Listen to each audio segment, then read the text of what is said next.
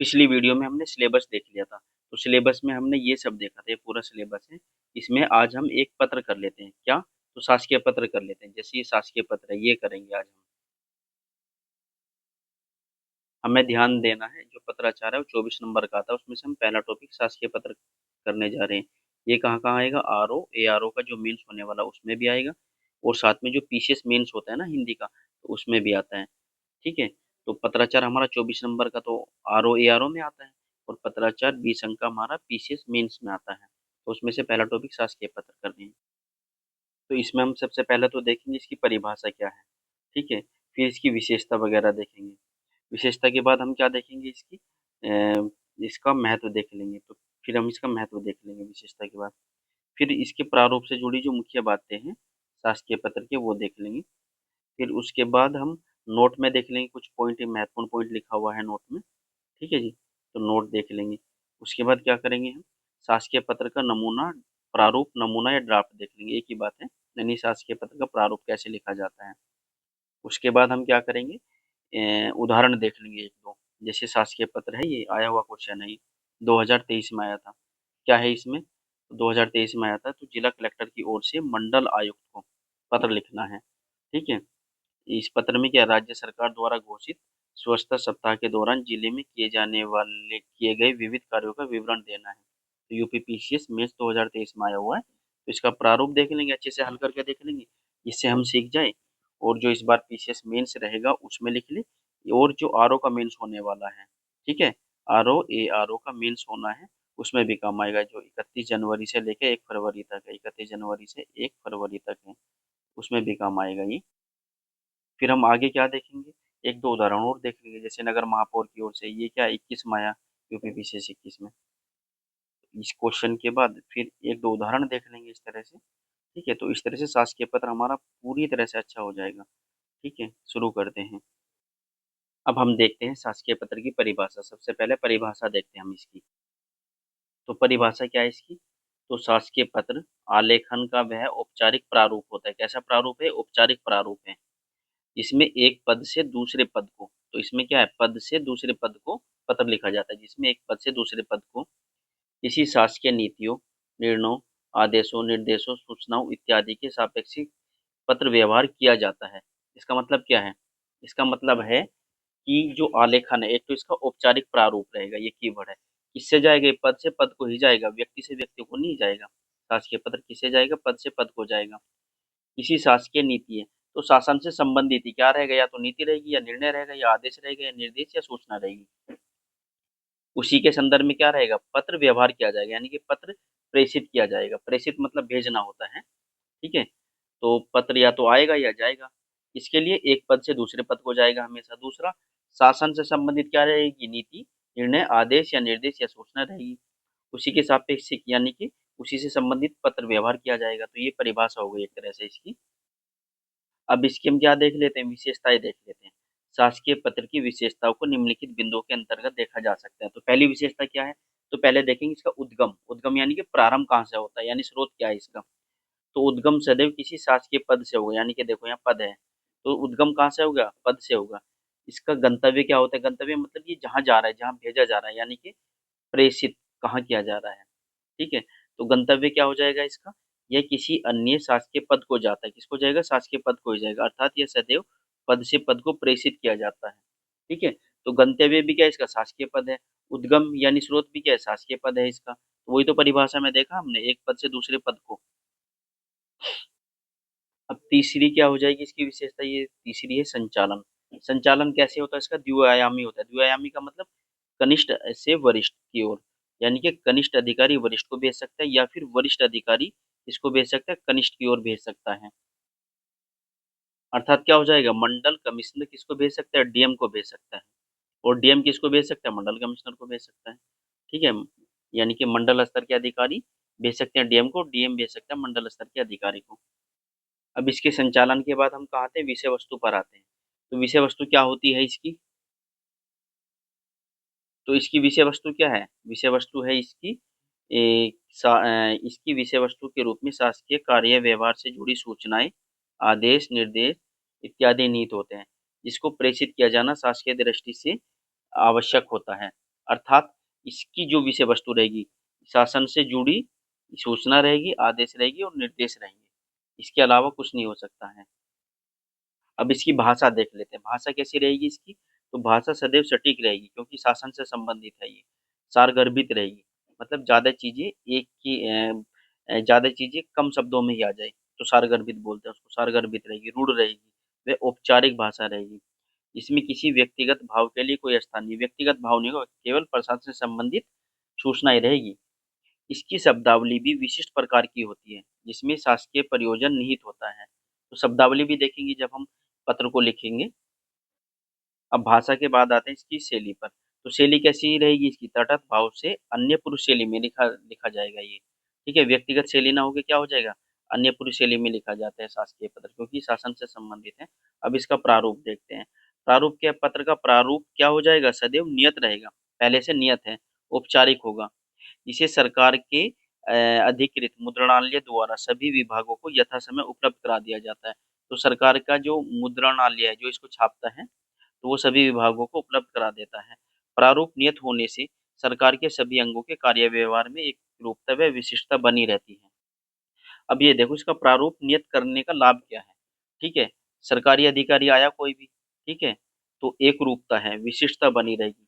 ठीक है, यानी कि कोई भी जो प्रारूप है, प्रेषक कहाँ लिखा जाना है, प्रेषित कहाँ लिखा जाना है, दिनांक कहाँ लिखी जानी है, वो तो पहले से ही एक जगह फिक्स कर दी। इसलिए प्रारूप क्या? नियत है, जिससे लोगों को आसानी रहे। ठीक है, फिर आपने कई बार देखा होगा जो संबोधन है, तो संबोधन का तो संबोधन पत्र का संबोधन सदैव पद के सापेक्षिक नियत और औपचारिक होता है, वो भी नियत रहता है और औपचारिक रहता है। संबोधन की शब्दावली क्या रहती है? महोदय रहती है। ठीक है, अब इसको हम देख लेते हैं एक बार, पत्र का प्रारूप एक बार देख लेते हैं। ठीक है, ये और नीचे जाते हैं, पत्र का प्रारूप। देखो ये है पत्र का प्रारूप। इसमें ये क्या है? हमारा शासकीय पत्र है। ठीक है, ठीक है, ये क्या है? प्रारूप है, इसका नियत है। देखो प्रेषक यहीं लिखा जाएगा। ठीक है, पत्रांक यहाँ रहेगा। सेवा में यानी कि प्रेषित है, ये तो प्रेषक होगा, भेजने वाला। प्रेषित ये है जिसको भेजा जा रहा है, प्रेषित मतलब जिसको भेजा जा रहा है, ये प्रेषित हो गया हमारा। यहाँ पे अनुभाग लिखा जाएगा, नियत है, यानी कि प्रारूप पहले से नियत है। यहाँ दिनांक लिखा जाएगा, यहाँ स्थान लिखा जाएगा, यहाँ विषय लिखा जाएगा।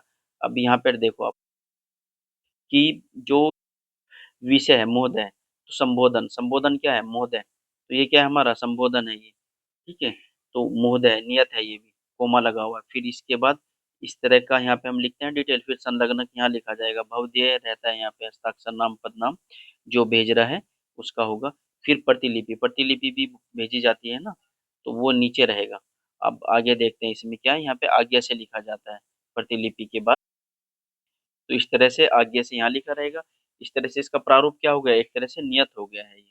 अब वापस आते हैं, अपनी विशेषता देख रहे थे हम। शासकीय पत्र व्यवहार की विशेषता हमने संबोधन तक देख लिया था, तो संबोधन यहाँ पर है। अब हम आगे क्या देखने जा रहे हैं? अब इसका हम देखते हैं समापन। समापन में क्या है? इस पत्र के समापन में भी किसी खास शब्दावली, विशिष्टता सूचक, आदर सूचक का व्यवहार कदापि नहीं किया जाता। समापन में हम कुछ नहीं लिखते हैं, डियर या फिर श्री, ये सब कुछ नहीं लिखते समापन में। केवल संबोधन में क्या रहता है? महोदय रहता है। अन्य देख लेते हैं क्या है। तो सरकारी गजट में इसका प्रकाशन क्या होता है? अनिवार्य होता है, तो सरकारी गजट में भी इसका प्रकाशन किया जाता है। पद के दायित्वों का निर्वहन करने की दृष्टि से यह पत्र विभिन्न पदाधिकारियों द्वारा प्रयुक्त किया जाता है। यह अभिलेखीय महत्व के रूप में संरक्षणीय होता है। तो हमने क्या देख लिया? एक तो इसका सरकारी गजट में अनिवार्यतः प्रकाशन होगा। दूसरा, पद दायित्वों का निर्वहन करने की दृष्टि से भी ये क्या है? महत्वपूर्ण है। ठीक है, अगर एक मंडल स्तर के मंडल कमिश्नर से अगर डीएम को आता है कोई पत्र, तो उस पत्र पे क्या करेगा? वो कार्यवाही क्या करेगा। ठीक है, फिर ये पत्र क्या है? अभिलेख के रूप में संरक्षणीय भी होते हैं।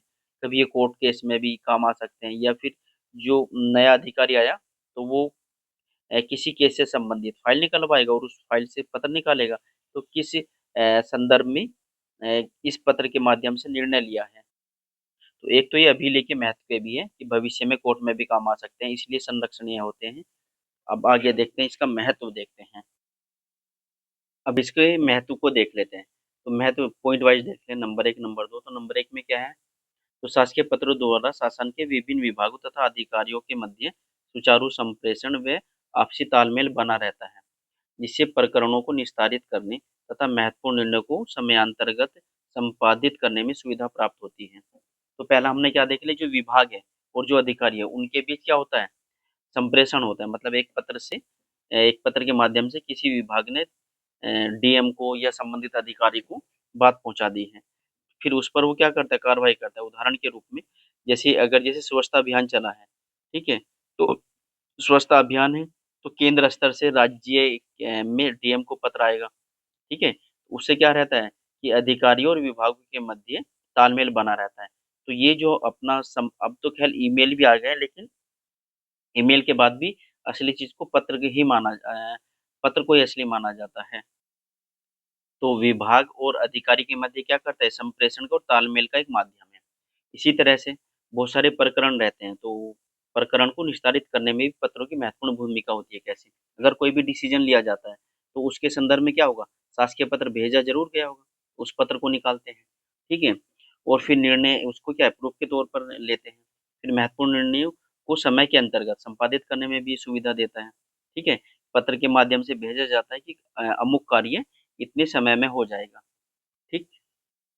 फिर दूसरा महत्व क्या है इसका, कि इससे अधिकारी अपने पद या दायित्व का निर्वहन यथोचित ढंग से कर पाते हैं।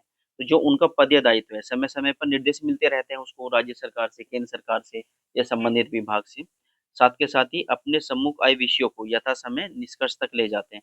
उनके सम्मुख जो विषय आते हैं पत्र के माध्यम से, ठीक है, तो उन पे भी वो एक्शन लेते हैं और विषय को सक्सेसफुल खत्म कर देते हैं, यानी कि जो कार्य मिला है उसको खत्म कर देते हैं।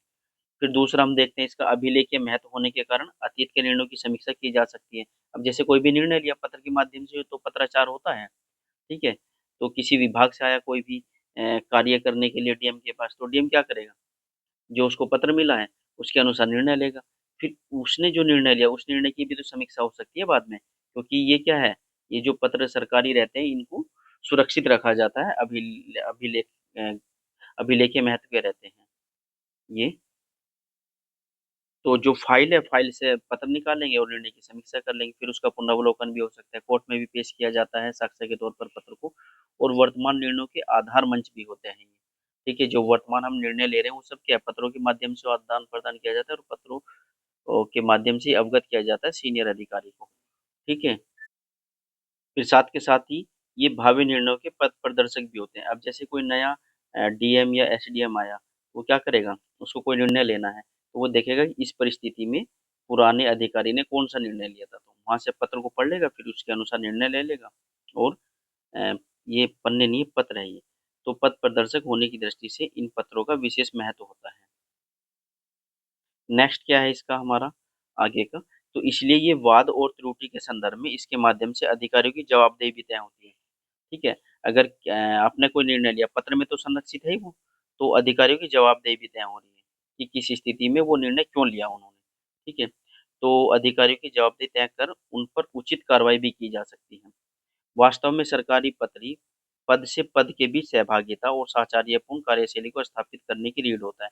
जो सरकारी पत्र है वो पद से पद को जाता है, ठीक है। तो वो क्या करते हैं, एक दूसरे से सहयोग भी करते हैं और साचार्यतापूर्ण संबंध भी बनाए रखते हैं, ठीक है। तो शासन से संबंधित अगर निर्णय लेना है तो ऊपर से लेकर तक, मतलब राज्य स्तर से लेकर के केंद्र स्तर से राज्य को आएगा। अगर कोई इतना महत्वपूर्ण निर्णय है, फिर राज्य से कहाँ जाएगा, जिलों में जाएगा, मंडल में जाएगा, फिर मंडल से कहाँ जाएगा, जिले में जाएगा, ठीक है। तो इस तरह से पत्रों के माध्यम से चलते हैं। तो इन यहाँ पे क्या रहता है, पत्राचार ही किया जाता है। फिर उक्त क्रम में शासकीय पत्र की महत्ता को समझा जा सकता है, इतने सारे महत्व हैं। तो मोटा-मोटा अगर हम मैथ को वैसे ही देखें मौखिक रूप से, तो एक तो ये क्या करता है, विभागों और अधिकारियों के मध्य संप्रेषण करता है। फिर डीएम अगर बोलता है कि जैसे कहीं महामारी फैल गई किसी क्षेत्र में, तो अगर सरकार को उसको अवगत कराना है, तो किसके माध्यम से अवगत कराएगा, तो सरकारी पत्र के माध्यम से ही अवगत कराएगा, ठीक है। तो इस तरह से इसका महत्व है। दूसरा इसका क्या संरक्षणीय महत्व भी है, कि कोर्ट में अगर प्रस्तुत करना है, कोई निर्णय किस आधार पर क्यों लिया गया, ये सब उसी में लिखा रहता है। फिर ये अधिकारियों की जवाबदेही भी सुनिश्चित करता है, ठीक है। और साथ के साथ क्या करता है ये, सरकारी विभागों के बीच संबंधों को और कार्य को आसान बनाता है ये। अब देखिए ये जो क्या है, शासकीय पत्र है, शासकीय पत्र का प्रारूप है। प्रारूप को नमूना भी बोलते हैं, ड्राफ्ट भी बोलते हैं। तो या तो प्रारूप लिख लो पोस्ट में, या नमूना लिख लो, या ड्राफ्ट लिख लो, एक ही बात है। ये जो सरकारी पत्र होता है इसके दाएं तरफ शीर्ष पर, ठीक है, दाएं पार्श्व पर शीर्ष पर क्या लिखा जाता है, पत्रांक लिखा जाता है। पत्रांक के बाद डैश डैश रहता है, और ये डैश डैश क्या रहेगा, पाद बिंदु से रहेगा। जैसे हमने अगर ये पत्रांक लिख दिया, ठीक है, और अगर हम ऐसे ऐसे कर देते हैं तो ये भी गलत है। जैसे हमने ये पत्रांक लिखा है, ठीक है, तो ये हमारा पत्रांक है। और हम इसमें अगर हम यहाँ पर बिंदु लगाए तो ये भी गलत है। सही क्या है हमारा, पत्रांक लिखेंगे ऐसे, तो पत्रांक लिखेंगे और पाद बिंदु पर बिंदु बिंदु लगाएंगे इस तरह से, ये सही माना जाएगा। ये दोनों गलत है, तो ये सही है हमारा। ठीक है जी। अब आगे देखते हैं। इसमें हमें एक एक चीज का ध्यान रखना है। पहले तो पहली लाइन में हमने क्या देखा, शासकीय पत्र देखा, फिर उसके नीचे क्वेश्चन में प्रारूप, फिर उसके नीचे दाएं तरफ क्या है, पत्रांक है, फिर पत्रांक के नीचे वाली लाइन में, इस वाली लाइन में नहीं है, देखो ये कहाँ, नीचे वाली लाइन में क्या, प्रेषक लिखा जाएगा यहाँ। प्रेषक के बाद क्या आएगा, कोमा आएगा, कोमा के बाद नाम आएगा, ठीक है, फिर डैश डैश डैश डैश ऐसे लिखेंगे, फिर कोमा लगाएंगे, ये क्या है, कोमा है, फिर पदनाम, फिर कोमा, डैश डैश करने के बाद फिर शासकीय पता। शासकीय पता अगर हम पूरा शासकीय लिखेंगे तो बहुत ज़्यादा जगह लेगा, इसलिए शासकीय तो सा लिख देंगे और नीचे बिंदु लगा देंगे, फिर पता, फिर डैश डैश डैश कोमा, फिर डैश डैश डैश पूर्ण विराम। तो ये क्या है इसका, ये एक तरह से नियत प्रारूप है, ये हमें ऐसे ही लिखना है। ठीक है, तो प्रेषक यहाँ पे भेजने वाले का नाम, यहाँ पे उसका पदनाम, और यहाँ पे उसका शासकीय पता जो रहेगा। अब ये क्या है, सेवा में, सेवा में जिसको भेजा जा रहा है उसको, इसको क्या बोलते हैं, जिसको भेजा जा रहा है, तो प्रेषित बोलते हैं। ठीक है जी। तो ये प्रेषित हो गया, तो प्रेषित में क्या रहता है, सेवा में, कोमा, पद, फिर यहाँ पे देखो पदनाम में यहाँ पे पद है, तो डैश डैश डैश फिर लास्ट में कोमा, फिर शासकीय पता, डैश डैश डैश कोमा, फिर पूर्ण विराम।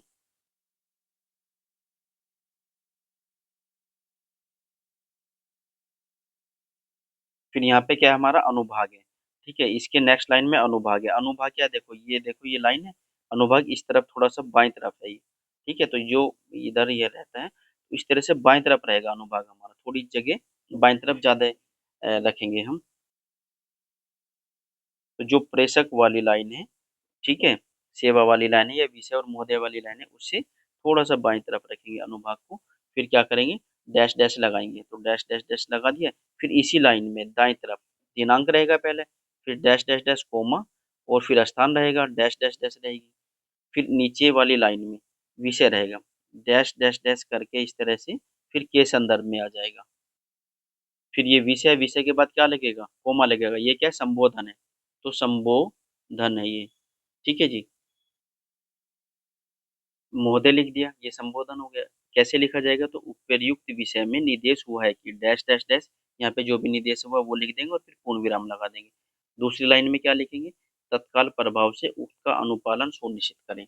ठीक है, फिर आगे क्या हो जाएगा, भवदीय हो जाएगा। भवदीय के बाद हस्ताक्षर डैश डैश डैश, फिर यहाँ पर नाम डैश डैश डैश, और इसको बंद कर देंगे नाम को पोस्ट में, फिर पदनाम, फिर पूर्ण विराम।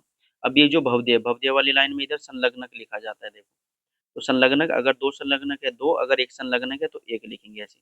यहाँ पे क्या है, दो संलग्नक है, तो हमें क्या करना रहेगा, यहाँ पे दो है, तो वन, फिर डैश डैश डैश संलग्नक, फिर दूसरा संलग्नक, फिर इसी तरह से नई लाइन में प्रतिलिपि। तो प्रतिलिपि निम्न को सूचनार्थ एवं आवश्यक कार्रवाई हेतु प्रेषित। अगर दो को भेजी जा रही है तो एक लिख के, इसको पहले भेजी जा रही है उसका पूरा डिटेल लिख देंगे, पता लिख देंगे और पूर्ण विराम लगा देंगे। फिर दूसरी प्रतिलिपि किसको भेजी जा रही है उसका एड्रेस, और फिर पूर्ण विराम लगा देंगे। इसी तरह से प्रतिलिपि के यहाँ पर नेक्स्ट लाइन में क्या लिखा जाएगा, आज्ञा लिखा जाएगा। तो यहाँ पे क्या है, आज्ञा से, तो आज्ञा से के बाद क्या आ जाएगा, हस्ताक्षर हो जाएगा, फिर कोष्ठ में नाम हो जाएगा, फिर पदनाम हो जाएगा। तो इस तरह से ये क्या हो गया, हमारा प्रारूप हो गया। प्रारूप में हमने क्या देख लिया, पहले शासकीय पत्र प्रारूप लिखेंगे, फिर पत्रांक दाएं पार्श्व पर, फिर यहाँ पे क्या रहेगा हमारा, तो इसका प्रेषक रहेगा, फिर यहाँ पर सेवा में रहेगा, फिर दिनांक रहेगा यहाँ। आगे हम देखते हैं, इसका ये पूरा प्रारूप हो जाएगा। अच्छा, इसका प्रारूप आप ना टेलीग्राम से प्राप्त कर सकते हैं। टेलीग्राम क्या, @UP एग्जाम, UP exam11, ठीक है, तो यहाँ से इसको प्राप्त कर सकते हैं, इसकी पीडीएफ को। ठीक है, अब इसका एक उदाहरण भी देख लेते हैं। तो आज तो हम प्रारूप ही तक रखते हैं, इसका उदाहरण नई वीडियो में देख लेंगे, लंबी हो जाएगी वीडियो। तो हमने क्या देखा, यहाँ पर शासकीय पत्र देख लिया है, फिर पत्रांक देख लिया है, फिर प्रेषक देख लिया है यहाँ, फिर प्रेषित देख लिया सेवा में, फिर अनुभाग, अनुभाग वाली लाइन में क्या है, दिनांक और स्थान है। फिर इसके नीचे क्या है, विषय है हमारा ये पूरा। ठीक है जी। फिर विषय के बाद महोदय शुरू होता है नेक्स्ट लाइन में, फिर कोमा लगता है महोदय के बाद, फिर उपर्युक्त विषय में निर्देश हुआ है, फिर डैश डैश पूरा लिख देंगे, फिर पूर्ण विराम है। फिर तत्काल प्रभाव से उक्त का अनुपालन सुनिश्चित करना है। फिर बाईं तरफ क्या आ जाएगा, संलग्नक अगर है तो, अगर संलग्नक नहीं है तो सीधे हम भवदेय लिखेंगे। ठीक है, तो संलग्नक और भवदेय की लाइन देखो सेम है। तो भवदेय हो गया, फिर हस्ताक्षर, फिर नाम, फिर पदनाम हो गया। फिर अगली लाइन में यानी नेक्स्ट लाइन में क्या है, प्रतिलिपि निम्न को सूचनार्थ एवं आवश्यक कार्रवाई हेतु प्रेषित है। ठीक है जी। फिर आगे क्या आ जाएगा, इसमें आज्ञा से आ जाएगा, तो आज्ञा से लास्ट में। ठीक है, इसका हमें ध्यान रखना है कि ये जो प्रतिलिपि है, ठीक है, इसके लिए ये रहता है, मतलब इसके ऑर्डर से ये प्रतिलिपि जारी है। ठीक। फिर इसी तरह से यहाँ पर ये जो पूरा डिटेल है, ये जो पूरा है, ये इसके इससे संबंधित है, मतलब इनके साइन से जा रहा है। ये अलग अलग भी हो सकते हैं ये, और ये अलग अलग भी हो सकते हैं और सेम भी हो सकते हैं। ठीक है जी।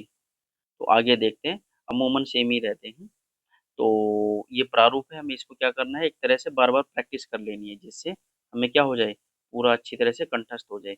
उसके बाद हम नेक्स्ट वीडियो में क्या करेंगे, जो 2023 में ये आया हुआ है ना, 2023 में यूपी पीसीएस मेंस 2023 में, ये कर लेंगे। ठीक है, अभी जो आर ओ का, ए आर ओ का मेंस होने वाला है, उसमें लेटर काम आएगा, और दूसरा कहाँ आएगा, यूपी पीसीएस का जो हिंदी का भाग है, ठीक है, उसमें भी लेटर है हमारा, उसमें भी काम आएगा। तो एक तरह से हम अच्छे से कर लेंगे। इस वीडियो को आज हम यहीं तक रखेंगे। ठीक है, नेक्स्ट वीडियो में इस सरकारी पत्र के उदाहरण करेंगे और अच्छे से डिटेल में। ठीक है, तो यहीं पर बाइंड अप करते हैं। इस वीडियो को अच्छे से आप कीजिए। इसकी जो पीडीएफ है वो टेलीग्राम से मिल जाएगी आपको। ठीक है, एक व्हाट्सएप ग्रुप भी बनाने वाले हैं। ठीक है, अगर आपकी कोई डिमांड हो तो आप कमेंट में लिख दीजिए। ठीक है, नमस्कार। इस वीडियो को यहीं विराम देते हैं। आप अच्छे से मेहनत करो, खूब बढ़ो और फाइनली सिलेक्शन लो।